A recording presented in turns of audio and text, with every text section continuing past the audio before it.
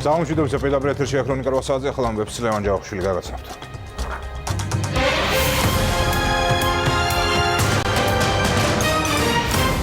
ბიძინა ივანიშვილის პირველი განცხადება მოსამართლეთა დამტკიცების ირგვლივ მიმდინარე პროცესებზე.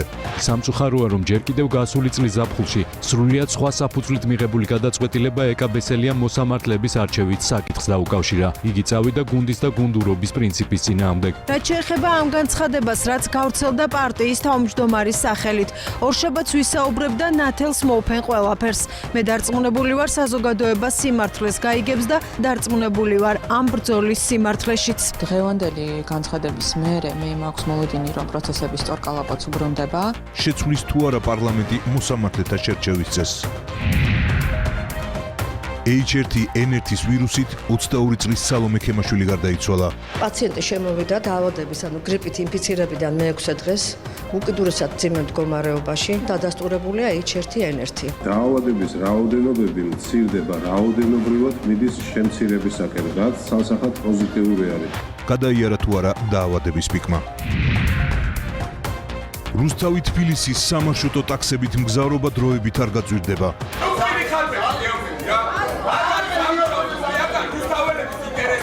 რატომ დატოვეს ხდომა საკრებულოს თავმჯდომარემ და პროფკავშირების ხელმძღვანელმა.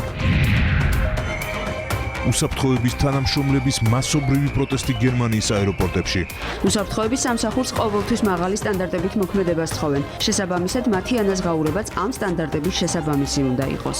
ბოლო 15 წლის განმავლობაში მათთვის ანაზღაურების გაზრდაზე არავის უფიქრია. შედეგად მივიღეთ ის, რაც დღეს აქ ხდება. 24 საათიანი გაფიცვის გამო 650-მდე რეისი გადაიდო. Warner Brothers-ი მსოფლიოში ყველაზე ცნობილ თოჯინაზე ფილმს გადაიღებს. იმედია ბავშვებზე შთამბეჭდავ და დადებით გავლენას მოვახდენ. 2019-ში ბარბი 60 წლის ხდება.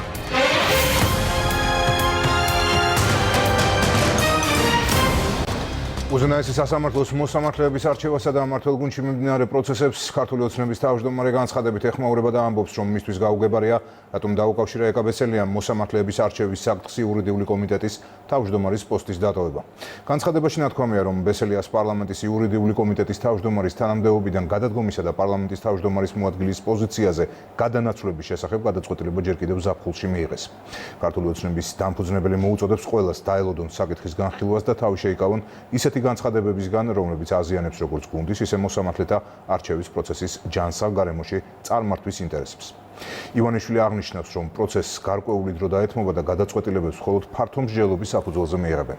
გუნდის ლიდერ სტრასბურგიდან ასევე წერილობით პასუხობს ეკა ბესელია, ჯერ კიდევ უმრავლესობის წევრი გუნდში მიმდინარე პროცესებზე საუბარს თბილისში დაბრუნების თემა აანონსებს.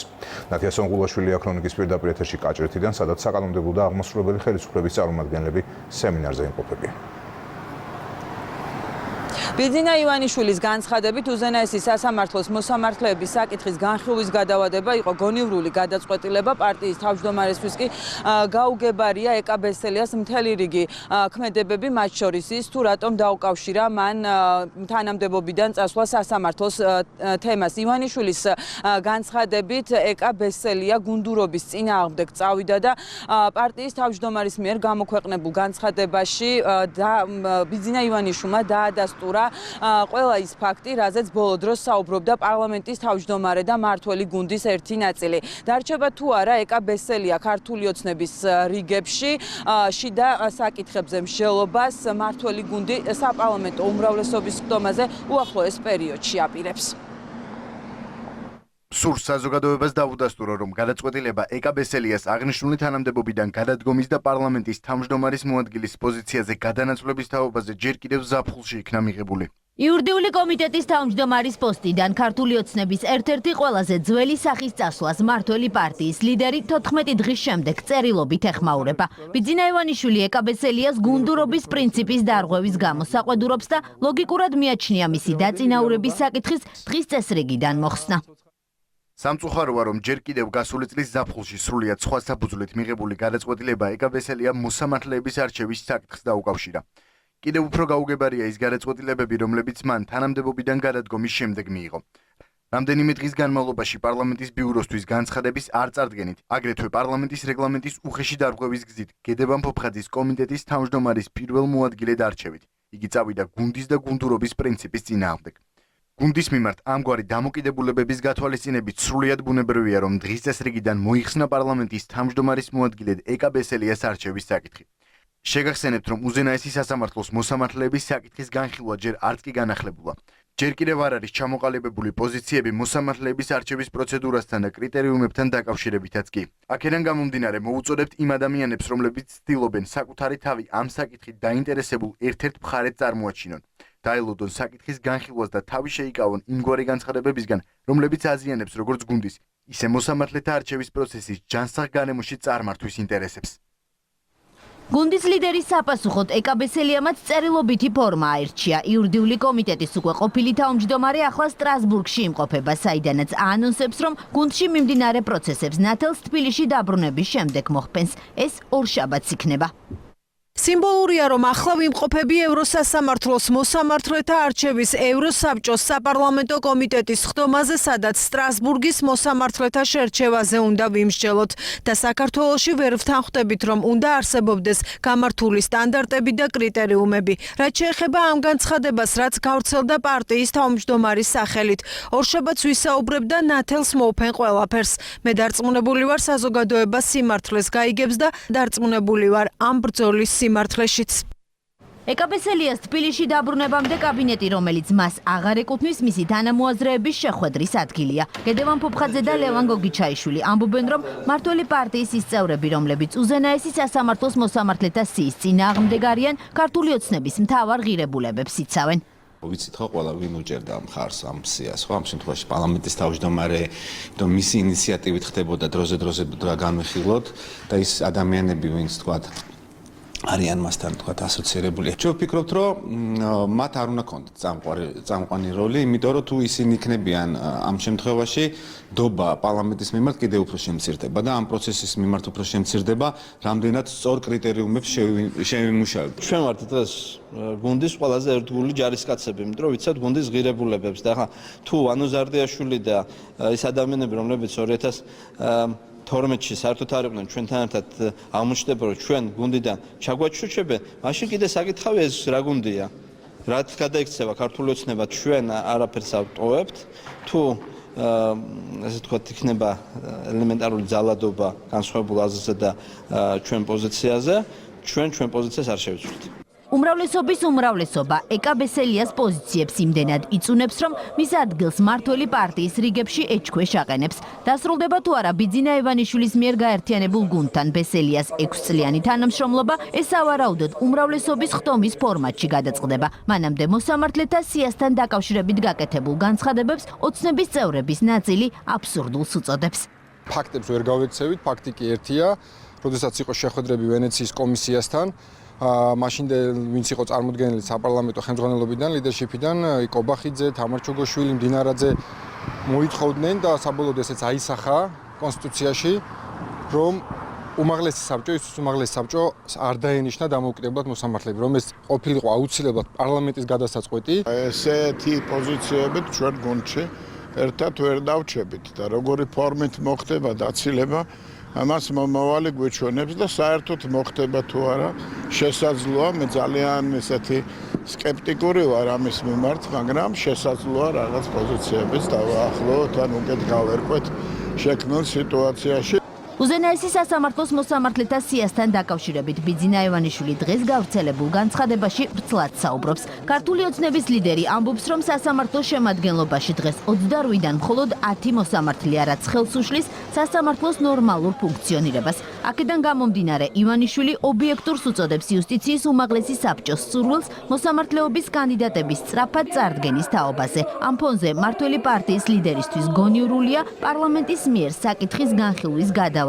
ბიძინა ევანიშვილი დარწმუნებულია, რომ საბოლოო გადაწყვეტილება კიდევ უფრო განამტკიცებს სასამართლოს დამოუკიდებლობას და მიუკერძოებლობას. დღევანდელი განცხადების მერე მე მაქვს მოლოდინი, რომ პროცესების სწორკალაპოც უბრუნდება. ვიცე-სპიკერი თამარ ჩუგოშვილი არ მალავს, რომ უზენაესი სასამართლოს მოსამართლეებთან დაკავშირებული საკითხი მისთვის გადამწყვეტია. ბიძინა ევანიშვილის განცხადების შემდეგ ჩუგოშვილი ოპტიმისტურადაა განწყობილი და იმედოვნებს, რომ როგორც შესაბამის კანონში ცვლილებებისე მოსამართლეთა განწესების პროცესი სწორი გზით წარიმართება. თუ ასე არ მოხდა, რა გადაწყვეტილებას მიიღებს ქართული ოცნების ერთ-ერთი ლიდერი, ამას ჯერ მედიასთან არ ამხელს. მე ოპტიმისტურად ვარ განწყობილი, ჩემთვის პროცესი ძალიან მნიშვნელოვანია და ძალიან დიდ ყურადღებას ვაქცევ ბუნებრივია და გადამწყვეტია ჩემთვის, მაგრამ მაქვს განცდა, რომ ეს ყველაფერი მიდის სწორი მიმართულებით. ამიტომ მე არ მაქვს ეხლა ამ ეტაპზე მოლოდინი, რომ შეიძლება რაღაცა პარლამენტმა ქვეყნისთვის დამაზიანებელი გადაწყვეტილება შეიძლება მიიღოს. ნუ ნახოთ თუ არ მოხდება მაგაზე მე რეკი პასუხი. ამ პოლიტიკური ამბის საბოლოო ფინალი უზენაესი სასამართლოს მოსამართლეთა უვადოდ გამწესების შემდეგ დადგება. თუმცა მანამდე გადასაწყვეტი გუნდში ეკაბესელია სტატუსია. დაკვლავ გრიპის ვირუსი ოფიციალური ინფორმაციით H1N1-ით 13 ადამიანია გარდაცვლილი ექიმების განცხადებით, ყველა შემთხვევაში ლეტალური შედეგის მიზეზი დაგვიანებული მკურნალობა. დაავადებათა კონტროლის ეროვნულ ცენტრში ასევე ამბობენ, რომ გრიპის ვირუსი დაავადებულთა რიცხვი თანდათან იკლებს. რაც შეეხება ანტივირუსულ პრეპარატ Tamiflus, მისი დეფიციტი ქვეყანაში არ არის და მარაგები აფთიაქებში 11 იანვრიდან კვლავ შეივსება.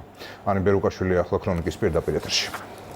დღეს როგორც ჯანდაცვის სამინისტროს, ისე დაავადებათა კონტროლის ეროვნული ცენტრის მთავარი მესიჯი იყო ის, რომ ქვეყანაში პანიკის საფუძველი არ არსებობს. ისინი ვარაუდობენ, რომ გრიპის პიკმა უკვე გადაიარა და თანდათან დაავადებული მოქალაქეების რიცხვი უფრო და უფრო იკლებს. მედიკოსები აცხადებდნენ, რომ H1N1-ის ვირუსით დაავადება არ ნიშნავს სასიკვდილო განაჩენს.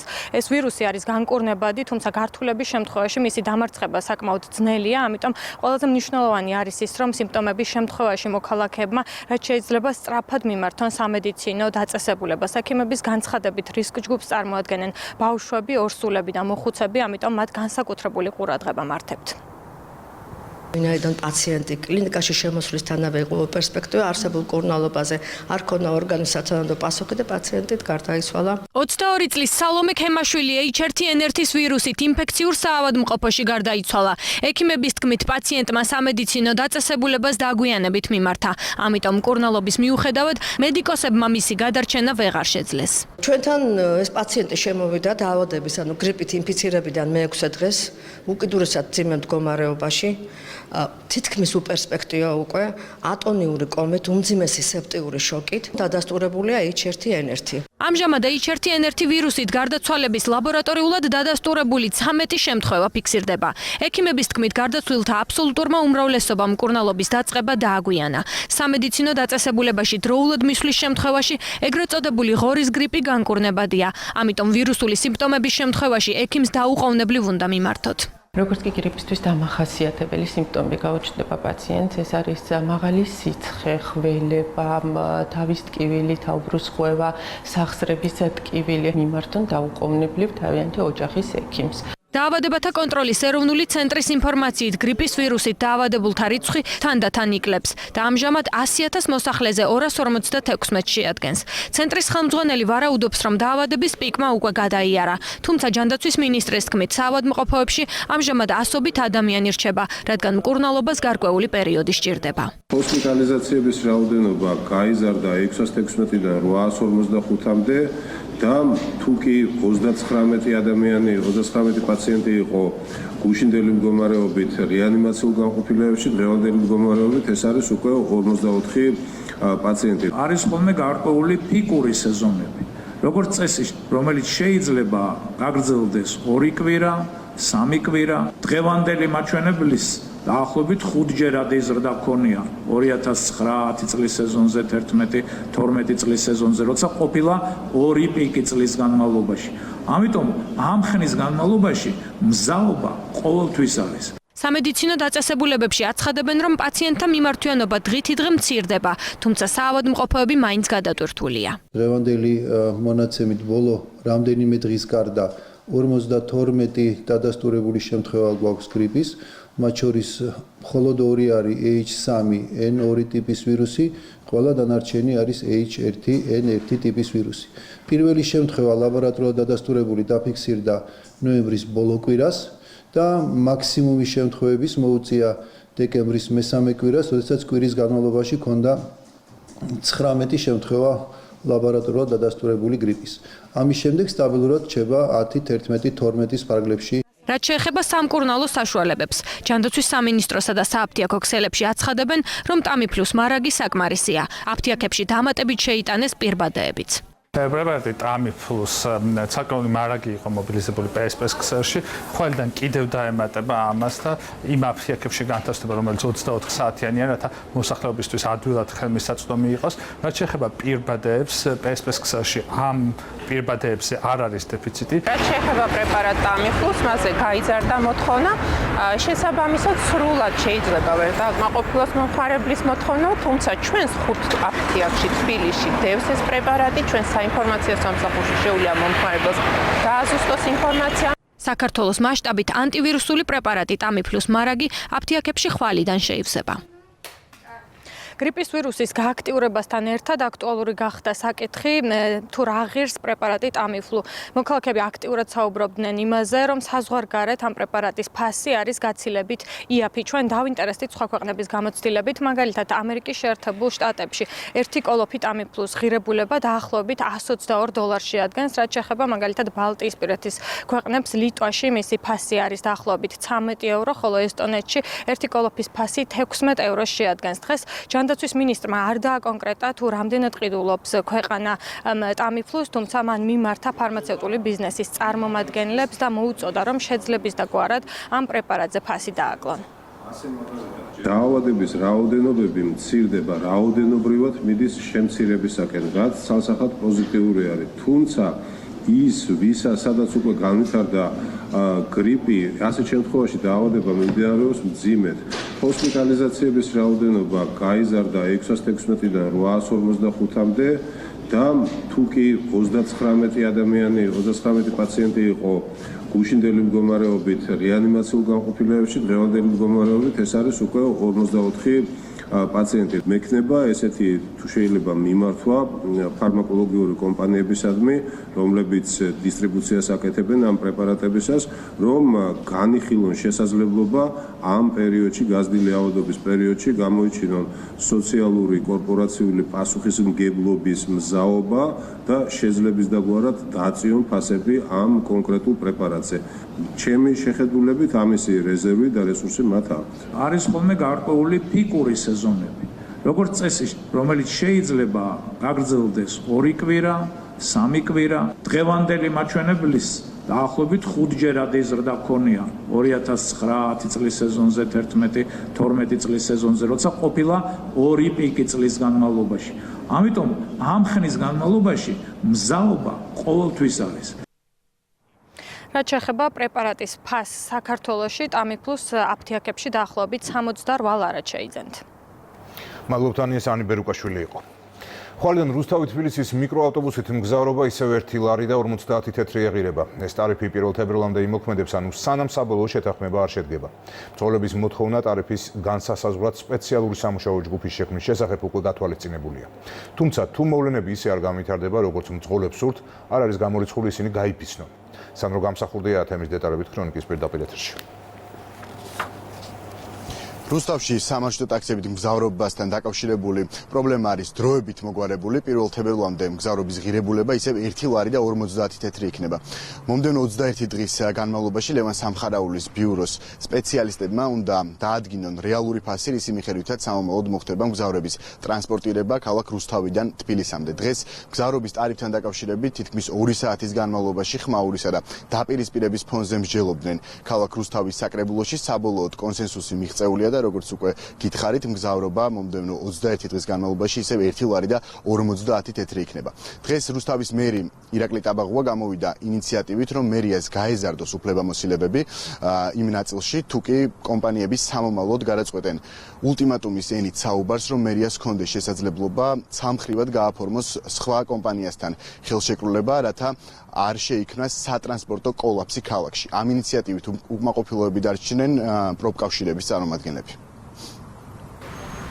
შეთანხმება მიღწეულია მომდევნო 21 დღის განმავლობაში რუსთავი-თბილისის მიმართულებით სამარშრუტო ტაქსით გადაადგილების ღირებულება 2 ლარის ნაცვლად ისევ ლარი და 50 თეთრი იქნება. ძველი ტარიფით მომსახურებას მძღოლები ერთადერთი პირობით დათანხმდნენ. სამუშაო ჯგუფის ფარგლებში მოწვეულმა ლევან სამხარაულის ბიუროს ექსპერტებმა მგზავრობის რეალური და საბოლოო ღირებულება დაადგინოს. წინააღმდეგ შემთხვევაში მძღოლები 1 თებერვლიდან გაფიცვით იმუქრებიან. დაითვალოს მგზავრთა ნაკარდი და დაიდოს სამხარაულის დასკვნა ოფიციალური რა თანხასაც დადებს სამხარაულის დასკვნა ამ დასკვნას ჩვენ დავემორჩილებით და ვივლით იმ ფასად როგორც იქნება ოფიციალურად. რუსთავში შექმნილ ვითარებას და მძღოლების პირობას სამუშაო ჯგუფი რუსთავის საკრებულოში ხმაურისა და დაპირისპირების ფონზე თითქმის 2 საათის განმავლობაში განიხილავდა. დისკუსიისას საკრებულოს თავმჯდომარე და ფრაქცია ნაციონალური მოძრაობის თავმჯდომარე ერთმანეთს რამდენჯერმე სიტყვიერად დაუპირისპირდნენ. საბოლოოდ ლევანონიანმა დარბაზი პროტესტის ნიშნად დატოვა.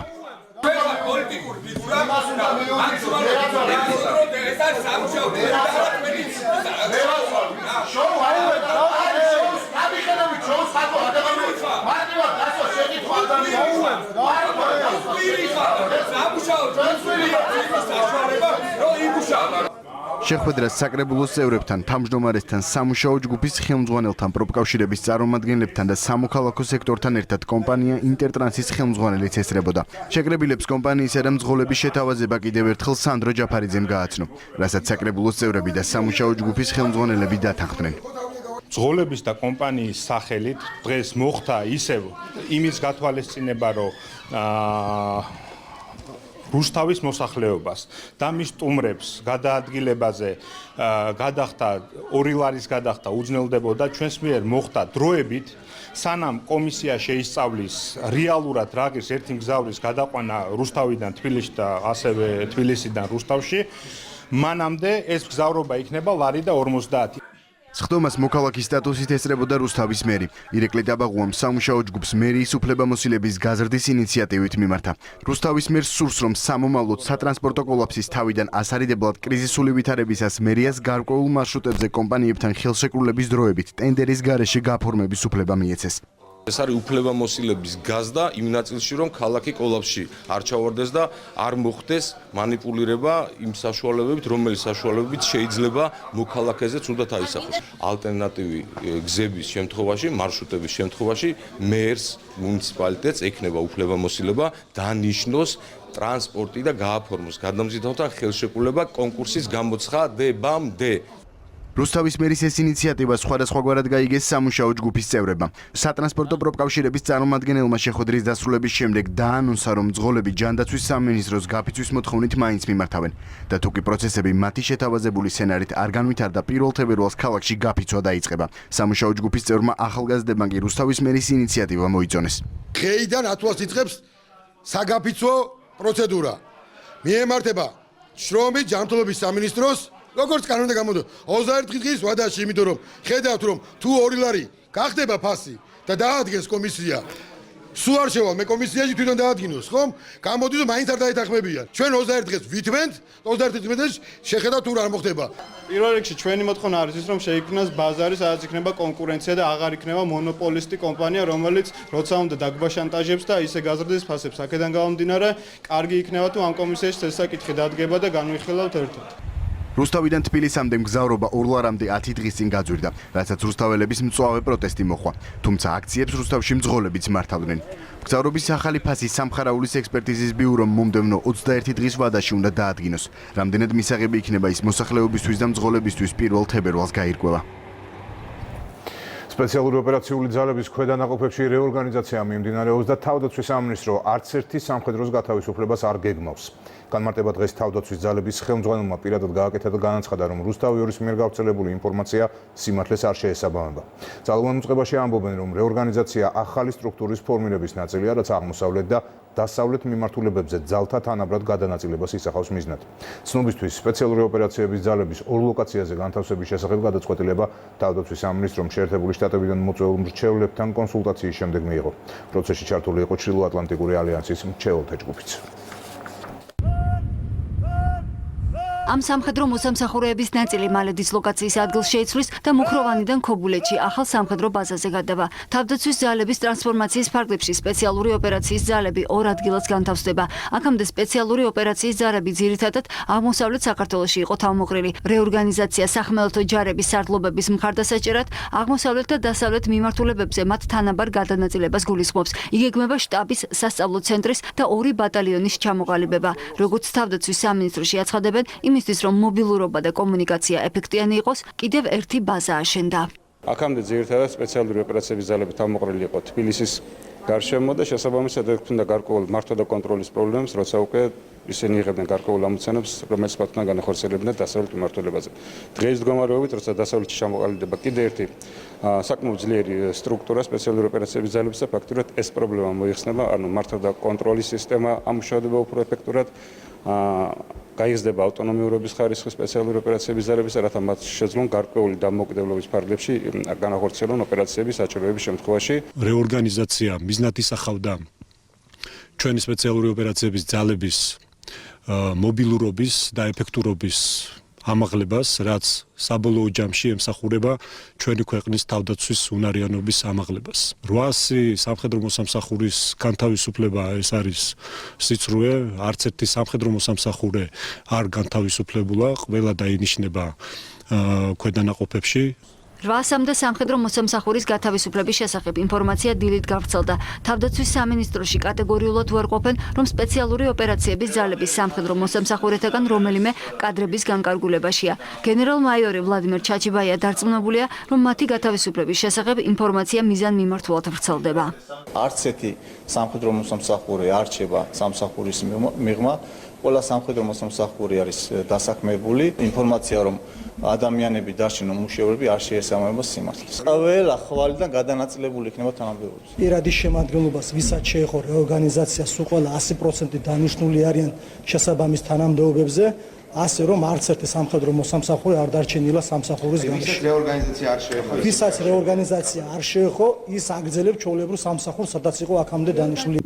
სპეციალური ოპერაციების ძალების ორ ლოკაციაზე განთავსების შესახებ გადაწყვეტილება ჯერ კიდევ 2018 წლის ივნისში მიიღეს. თავდაცვის უწყებამ კონსულტაციები ამერიკის შეერთებული შტატებიდან მოწვეულ მრჩევლებთან გაიარა. შეფასების პროცესში ჩართული იყო ნატოს მრჩეველთა ჯგუფიც. ახალ ადგილას სამხედრო მოსამსახურეებისთვის უკვე ყველაფერი მზადაა. უახლოეს პერიოდში დაგეგმილია დასავლეთ მიმართულებაზე ინფრასტრუქტურული ღონისძიებების გატარება, რაც მიზნად ისახავს ბაზის სრულყოფილად გამართვას, ნატოს სტანდარტებთან შესაბამისობაში მოყვანას და უახლოესი ტექნოლოგიით და ტექნიკით აღჭურვას. ასევე ბატალიონი აღიჭურვება ნატოს სტანდარტების შეიარაღებით, აღჭურვილობით. თავდაცვის სამინისტროში ტრანსფორმაციის პროცესი სპეციალური ოპერაციების ძალების გარდა ქვეითი ბრიგადების საინჟინრო ქვედანაყოფების სტანდარტიზაციას და ავტონომიურობის ხარისხის ამაღლებას გულისხმობს. პრეზიდენტის ადმინისტრაციაში რეორგანიზაცია გამოცხადა. ცნობილია, რომ ახალი პრეზიდენტის ადმინისტრაციის თანამშრომელთა რაოდენობა 100-დან 60-მდე უნდა შემცირდეს, როგორც საქართველოს პრეზიდენტის პრესპიკერი ხატია მოისწრაფიშვილი ამბობს, 15 იანვრიდან რეორგანიზაციის პირველი ეტაპი დაიწყება. მისივე თქმით, შეთავაზებას მიიღებს ყველა თანამშრომელი, რომელიც ადმინისტრაციის მიერ შემუშავებულ სათანადო მოთხოვნებს უპასუხებს. 15 თებერვლიდან დაიწყება მეორე ეტაპი, ვინც ვერ დააკმაყოფილებს ადმინისტრაციის მიერ შემუშავებულ პოლიტიკას, მათი მონაცემები გადავა საჯარო ბიუროს განკარგულებაში, რომელიც იზრუნებს სახელმწიფო უწყებებში მათ დასაქმებაზე. ხატია მოისწრაფიშვილის თქმით, ადმინისტრაციიდან გათავისუფლებული კადრები ერთჯერადად 3 თვის კომპენსაციას მიიღებენ. 15 იანვარს დასრულდება პოლიტიკის შემუშავება, განისაზღვრება საკვალიფიკაციო მოთხოვნები ამ სამუშაო ერთეულისთვის. მოგეხსენებათ, ეს არ არის დიდი მასშტაბი, აქედან გამომდინარე ის აუცილებლად უნდა იყოს ძალიან მოქნილი, ძალიან ეფექტური. ყველა ის კადრი, რომელიც დღეს მუშაობს, მაგრამ ან არ მიიღებს, ან ვერ დააკმაყოფილებს საკვალიფიკაციო მოთხოვნებს, გადავლენ უკვე საჯარო ბიუროს განკარგულებაში და საჯარო ბიურო მთელი საქართველოს მასშტაბით, ბუნებრივია საჯარო სივრცეში შეიძლება თითოეული მათგანისთვის შეარჩიოს მოძებნოს შესაბამისი შტატი, პოზიცია. სასამართლო სისტემაში არსებულ მდგომარეობასა და მოსამართლეთა შერჩევის წესზე არასამთავრობო ორგანიზაციებმა მორიგი შეხვედრა გამართეს. შეხვედრას მესამე სექტორის წარმომადგენლები, ადვოკატები, ყოფილი მოსამართლეები და სფეროს სპეციალისტები დაესწრნენ. მათი თქმით, პარლამენტმა სასწრაფოდ უნდა დაიწყოს მუშაობა პროცედურებზე, რომელიც იუსტიციის უმაღლეს საბჭოს კანდიდატურების შერჩევის წესს დაუდგენს. კოალიციაში შემოვალი ორგანიზაციის წარმომადგენლები ფიქრობენ, რომ უზენაესი სასამართლოს მოსამართლეობის კანდიდატების ხელახალი შერჩევა და ნომინირება სწორედ ამ პროცესისა და კონკრეტული კრიტერიუმების დადგენის შემდეგ უნდა მოხდეს.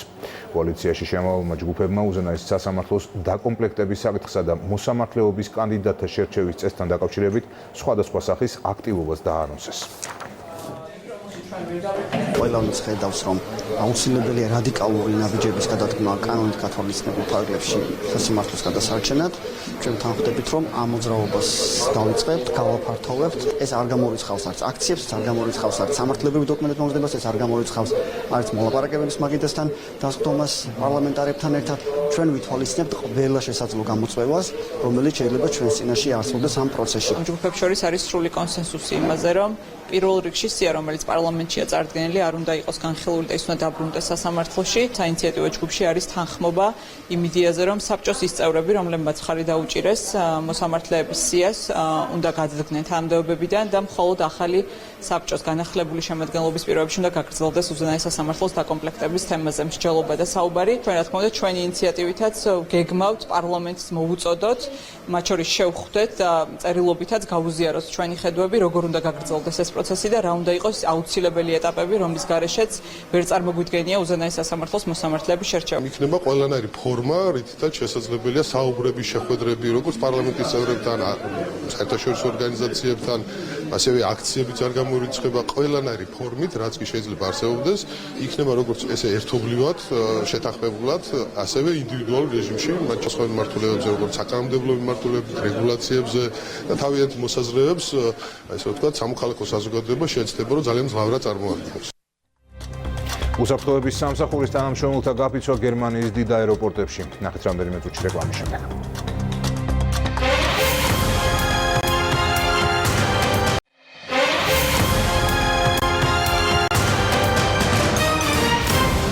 ქრონიკა კვლავ პირდაპირ ეთერშია. ძარცვა თბილისის ცენტრში გვიან ღამით პეკინზე ფრანკო ფონტანა გაქურდეს. საიუველირო მაღაზიიდან წაღებულია რამდენიმე 1000 დოლარის ღირებულების ნივთები. სამართალდამცველებმა მაღაზიის პერიმეტრზე განთავსებული სათვალთვალო კამერების ჩანაწერები ამოიღეს. გამოიკითხნენ თანამშრომლებიც. პოლიცია დამნაშავეებს ეძებს. დაახლოებით შემოსულები არიან 4:17-18 წუთისთვის. დაფიქსირებულია, როგორც კამერებმა დააფიქსირა, იმიტომ რომ მაღაზია აღჭურვილია კამერებით, რომელიც ყველა აბსოლუტურად მუშა მდგომარეობაშია.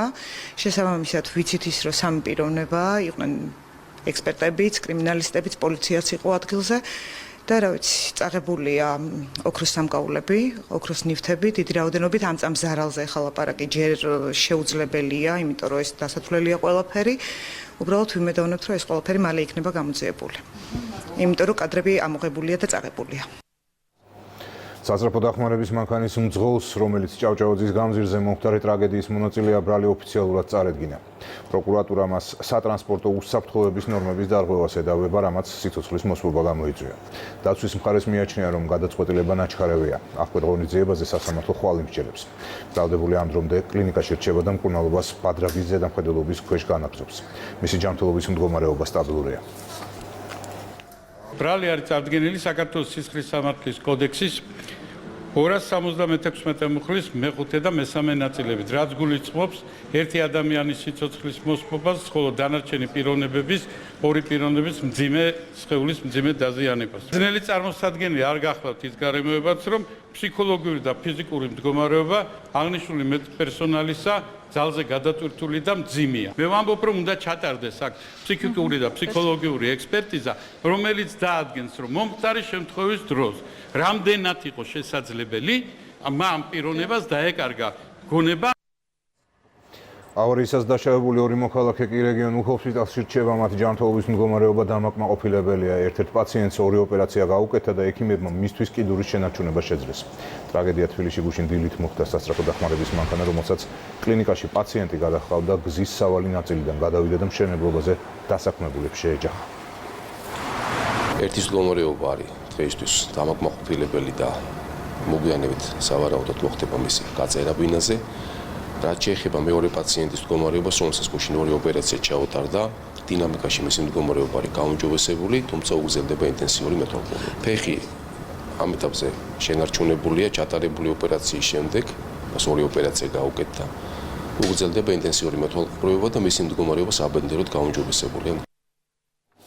მამუკა ხაზარაძე და ბადრი ჯაფარიძე მზად არიან სადავო ტრანზაქციებთან დაკავშირებულ პროკურორის ნებისმიერ კითხვას უპასუხონ. მათი ინტერესების დამცველმა ზვიად კორძაძემ საქმის შესახებ პოზიცია სოციალური ქსელით გაავრცელა. TBC ბანკის დამფუძნებლებს პროკურატურა უკანონო შემოსავლების ლეგალიზებას და ფულის გათეთრებას ედავება.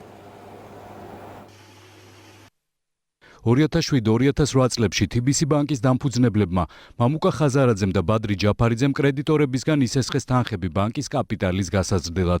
ჯამში მოზიდული იქნა დაახლოებით 80 მილიონი დოლარის სხვადასხვა კერძო პირებისა და საერთაშორისო საფინანსო ინსტიტუტებიდან, მათ შორის ამერიკული, ბრიტანული, ჰოლანდიური ფონდებისგან. ამ თანხაში შედიოდა სამგორიდან აღებული ხსენებული 17 მილიონი დოლარი. აღნიშნული თანხები მოხმარდა ბანკის საჭიროებებს, მათ შორის ბანკის კაპიტალის გაზრდას. არც ერთი თეთრი არ გამოყენებულა სხვა მიზნებისთვის, რაც თეორიულადაც კი გამორიცხავს უკანონო შემოსავლების ლეგალიზაციის, ფულის გათეთრების ნიშნებს. არა იურისტებისთვის განმარტავ, ფული რომ გათეთდეს ის უნდა იყოს შავი, ანუ შემოსავალი უნდა იყოს უკანონო, რათა მას მიეცეს კანონიერი სახე. ციტირებთ შესაბამის მუხლს. აღნიშნული ტრანზაქციების შესახებ დეტალური ინფორმაცია მიწოდებული აქვს როგორც ეროვნულ ბანკს, ასევე პროკურატურას. სასამართლოში დაკითხვის დროს როგორც მამუკა ხაზარაძემ, ასევე ბადრი ჯაფარიძემ ამომწურავად უპასუხეს გამოძიების ყველა კითხვას. მამუკა ხაზარაძე და ბადრი ჯაფარიძე მზად არიან პასუხი გასცენ აღნიშნულ ტრანზაქციებთან დაკავშირებულ ნებისმიერ კითხვას. ახალგე უცხოეთის ახალი ამბები კიოლნის, დიუსელდორფისა და შტუტგარტის აეროპორტებში უსაფრთხოების სამსახურის თანამშრომლები გაიფიცნენ. შედეგად დიუსელდორფისა და შტუტგარტის აეროპორტებში ასობით რეისი გადაიდო. გაფიცვამ 115,000-მდე მგზავრი დააზარალა.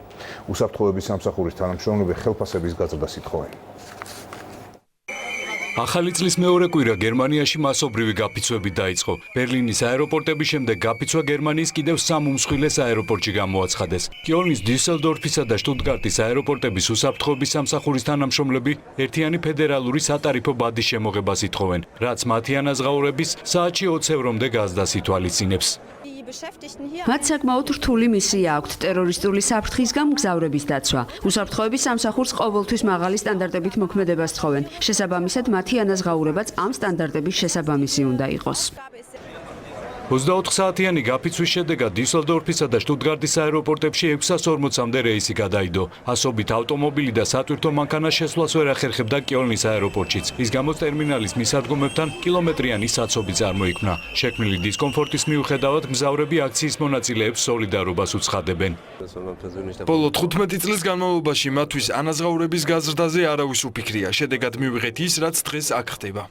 რა თქმა უნდა, ცუდია, როდესაც მგზავრებს დისკომფორტი ექმნებათ, მაგრამ ყველას აქვს უფლება სამუშაო პირობების გაუმჯობესება მოითხოვოს. მით უმეტეს, რომ ისინი ძალიან მნიშვნელოვან საქმეს აკეთებენ. ბოლო 4 დღის განმავლობაში ეს გერმანიაში მეორე მასშტაბური გაფიცვაა. ორშაბათს ხელფასების გაზრდის მოთხოვნით ბერლინის 2 აეროპორტის, შენეფილდისა და ტეგელის თანამშრომლები გაიფიცნენ. 24 საათიანი აქცია უშედეგოდ დასრულდა, რის გამოც მისმა ორგანიზატორებმა პერმანენტული გაფიცვების გადაწყვეტილება მიიღეს. შეერთებული შტატების მთავრობის მუშაობის სრული მასშტაბით აღდგენა ამ დრომდე ვერ ხერხდება. პრეზიდენტმა ტრამპმა და დემოკრატებმა საერთო ენა ისევ ვერ გამონახეს. თეთრ სახლში შეხვედრას დონალდ ტრამპმა უსარგებლო უწოდა. პოლიტიკური ოპონენტები კი პრეზიდენტს ხალხის ინტერესების იგნორირებაში ადანაშაულებენ. დონალდ ტრამპმა დემოკრატებთან გამართული შეხვედრა დატოვა და პოლიტიკურ ოპონენტებთან საუბარს დროის ფუჭად ხარჯვა უწოდა. ჩაკთან და ნენსისთან შეხვედრა ესაა დავტოვე. დროის აბსოლუტურად ფუჭად ხარჯვაა. ვკითხე მათ რა მოხდება 30 დღეში თუ კი კრიზისს მალე ვერ დავასრულებ. აპირებ თუ არა სასაზღვრო უსაფრთხოების ინიციატივის ხარდაჭერას, რომელშიც კედელი და რკინის ბარიერები შედის. ნენსი მიპასუხა რომ არა, ხო და მეც დავემშვიდობე. წარუმატებელი შეხვედრის გამო ისევ ძალაში რჩება ეგრეთ წოდებული შატდაუნი, რაც მთავრობის მუშაობის ნაწილობრივ შეჩერებას გულისხმობს. მან სპიკერ პელოსის კითხა, დათანხმდებით კედლის მშენებლობას, რაზეც უარი მიიღო. პრეზიდენტი მაშინვე წამოდგა და თქვა, რომ განსახილველიც არაფერია. ჩვენ კიდევ ერთხელ გავხდით მისი ისტერიკის მოწმე, რადგანაც თავისი არ გაუვიდა. თხოვე ხვალვე განეახლებინა მთავრობის მუშაობა, რადგან ბევრს იპოთეკური სესხის, კომუნალურების გადასახდელად პრობლემა ექმნება. პრეზიდენტმა მიპასუხა, რომ თუ მთავრობის მუშაობას აღადგენს, დემოკრატები არ გააკეთებენ იმას, რაც მას სურს. პრეზიდენტი ტრამპი ფიქრობს, რომ სამთავრობო კრიზისით დაზარალებული მოსახლეობა მარჩენალს მეტ ფულს მოსთხოვს, მაგრამ ისინი ამას არ გააკეთებენ. პრეზიდენტს კი ხალხის პრობლემები ნაკლებად აღელვებს.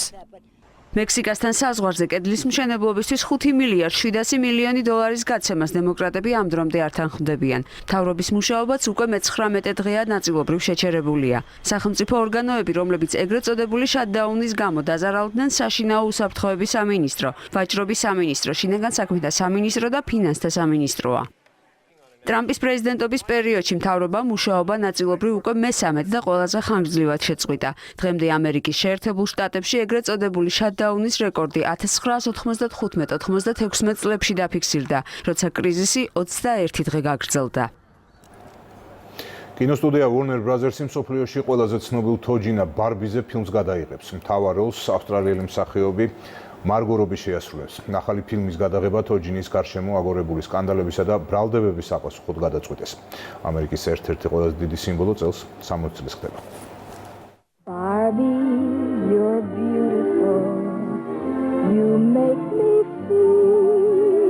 სოფლიოში ყველაზე ცნობილი თოჯინა ბარბი 60 წლის იუბილეს აღნიშნავს. ის ყველა თაობისთვის, ისევ დახვეწილობის, ელეგანტურობის, სტილისა და მოდის კერპად რჩება.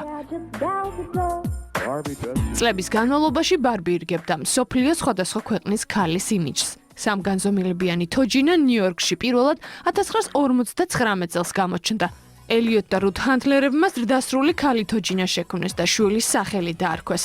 მას შემდეგ, რაც რუთმა აღმოაჩინა, რომ პატარებს ბავშვ თოჯინებზე მეტად სწორედ დიდი გოგონა თოჯინები მოსწონდათ, გადაწყვეტა შეექმნა ბავშვებისთვის ნამდვილი ოცნების გოგონა. ასე გაჩნდნენ ზრდასრული მოდელი თოჯინები, რომლებიც დღემდე მსოფლიოს 150-ზე მეტ ქვეყანაში იყიდება. 60 წლის ბარბი მალე კინოგმირად იქცევა და დიდ ეკრანებს დაიპყრობს.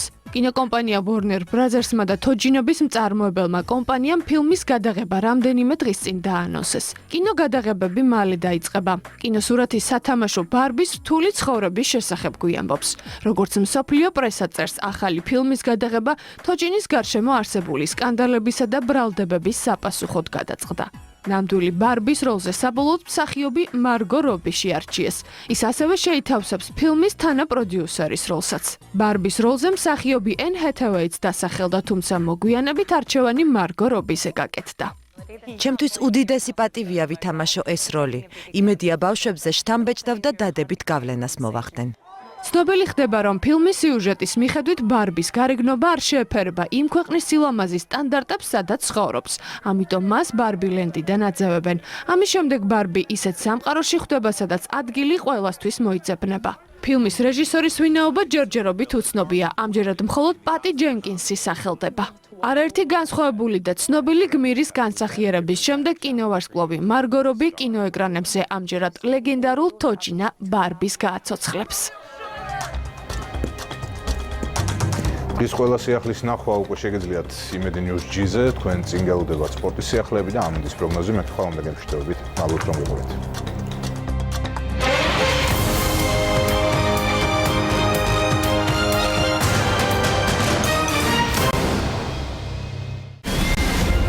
სპორტს იმედზე წარმოგიდგენთ კრისტალბეტი. მუდამ ნომერი პირველი.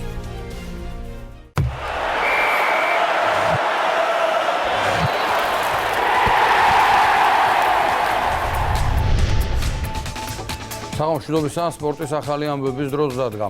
თბილისის სპორტის სასახლეში ბერძნულ-რომაული და თავისუფალი სტილის ჭიდაობაში საქართველოს ჩემპიონატი დაიწყო. შეჯიბრის პირველ დღეს წინასწარი შეხვედრები გაიმართა და ფინალისტი ყველა კატეგორიაში გამოვლინდა. 55 კილოგრამ წონით კატეგორიაში ჩემპიონობისთვის ხვალ ზურაბ მაჭარაშვილი და ნუგზარ წურწუმია ეჭიდავებენ. 77 კილოგრამი კატეგორიის ფინალში საჩინო დავითაია და მურად მიქელაძე. 87 კილოგრამში კი 2018 წლის ევროპის ჩემპიონი კობრიაშვილი და დათუნაშვილი ეჭიდავებენ. ხვალვე გაიმართება ფინალი თავისუფალი სტილის ჭიდაობაში საქართველოს ჩემპიონატის ყველა კატეგორიაში.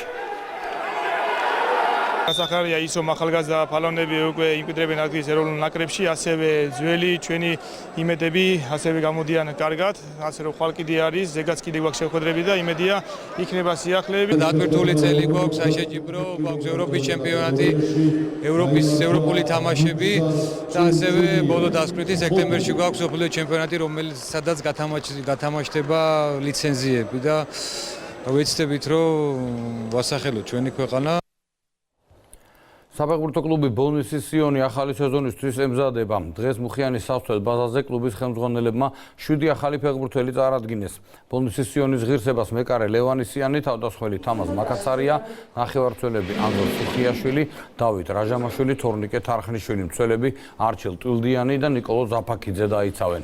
სიონი იანვრის ბოლომდე თბილისში მოემზადება, ხოლო შემდეგ ანტალიაში მიემგზავრება, სადაც რამდენიმე ამხანაგურ შეხვედრას ჩაატარებს. ეროვნული ლიგის პირველი ტურის შეხვედრას კი ბოლნისის კლუბი სტუმრად ქუთაისის ტორპედოს წინააღმდეგ გამართავს. ბოლნისის სიონის სულიყო ანგარიში გასაცევი წავალა ეროვნულ ლიგაში. მებრძოლი ბიჭები არიან, რომელიც არც ერთ გუნდს არაფერს არ უთმობენ ამ ლიგაში და ჩემი მოსვლით, ვეცდები გავაძლიერო გუნდი, ჩემი მხრივ მაქსიმუმს გავაკეთებ ჩემს გასაკეთებელს. დღეიდან იწყება მზადება და კიდევ ველოდებით ახალ წევრებს მოლაპარაკებები მიმდინარეობს. რაც უფრო მაღალ საფეხურზე ვიქნებით, მით უფრო უკეთესი იქნება. რა თქმა უნდა, ჩვენ ყველა თამაშზე საბრძოლველად გავალთ და მოსაგებად გავალთ და მერე დრო გვაჩვენებს რა და როგორ იქნება. ბუდისნოსტმა, სადაც გოგა ბითაძე თამაშობს, საკალათბურთო ევროლიგის მესამე შეხვედრა ჩაატარა და მაკაბისთან 76-91 დამარცხდა. ბითაძემ 24 წუთში 8 ქულა და 8 მოხსნა მოაგროვა. ქართველმა კალათბურთელმა შეხვედრის დასრულებამდე 7 წუთით ადრე მეხუთე პერსონალური შენიშვნა მიიღო და მოედანი დატოვა. ამ შეხვედრაში მისი ერთ-ერთი ჩატენვა ტურნირის ოფიციალურმა ვებგვერდმა ტურის საუკეთესო მომენტად დაასახელა. 17 ტურის შემდეგ ბუდისნოსტის 3 მოგებით ბოლოს წინა მე-15 ადგილზეა. The rim with the sledgehammer jam to pick it off. ნიკოლოზ კიტიშვილი კი კარიერას ლიბანში, კლუბ ბეირუთში განაგრძობს. 35 წლის ქართველმა კალათბურთელმა კონტრაქტი სეზონის ბოლომდე გააფორმა. ამ მომენტისთვის ქვეყნის ჩემპიონატში ბეირუთს 4 მოგება, 4 წაგება აქვს და პლეი-ოფში მოსახვედრად იბრძვის. 213 სანტიმეტრის სიმაღლის ნიკოლოზ კიტიშვილისთვის ბეირუთი კარიერის მანძილზე უკვე 22 კლუბია. აქამდე საქართველოს ნაკრების კალათბურთელმა 3 სხვადასხვა კონტინენტზე 10 ქვეყანაში და 21 გუნდში ითამაშა. გასულ სეზონში კიტიშვილი ასევე ლიბანში, ბიბლოსში გამოდიოდა, სადაც მისი საშუალო სტატისტიკური მაჩვენებელი 21 ქულა და 9 მოხსნა იყო.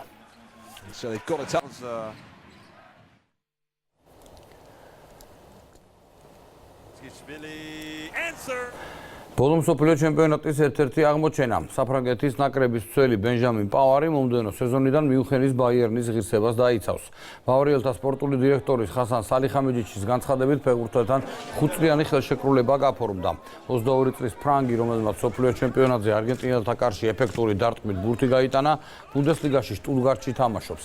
სალიხამიჯიჩმა განაცხადა, რომ ბაიერნი ლონდონის ჩელსის ახალგაზრდა თავდამსხმელის კალუმ ჰადსონ ოდოის შეძენასაც აპირებს.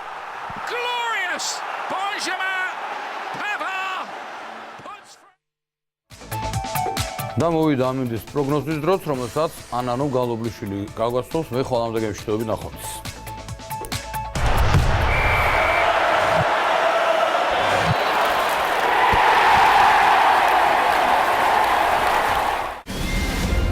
სპორტს იმედზე წარმოგიდგენთ კრისტალბეტი. მუდამ ნომერი პირველი. ამინდის პროგნოზის სპონსორია მწვანე ქალაქი ლისე.